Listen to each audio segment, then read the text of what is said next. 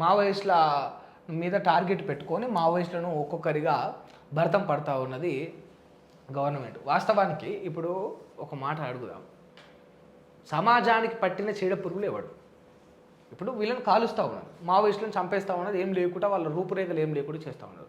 అసలు సమాజాన్ని భ్రష్టు పట్టిస్తుంది ఎవడు? మీకు ఒక విషయం తెలుసా?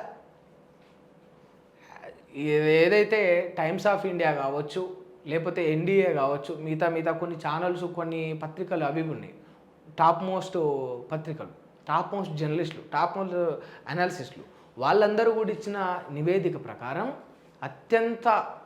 అత్యంత అవినీతి ఈ దేశంలో మన తెలంగాణలోనే జరుగుతుంది. తెలుసా ఆ విషయం మీకు? రెవెన్యూ శాఖ అందులో మొట్టమొదట ఉంది, పోలీస్ శాఖ అందులో 2వ స్థానంలో ఉంది.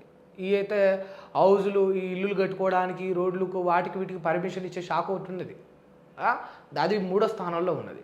ఈ హాస్పిటల్స్ ఏవైతే ఉన్నాయో, ఈ మెడికల్ మాఫియా, అది 4వ స్థానం, అది 5వ స్థానంలో ఉన్నది. 4వ స్థానంలో ఎడ్యుకేషన్ ఉన్నది.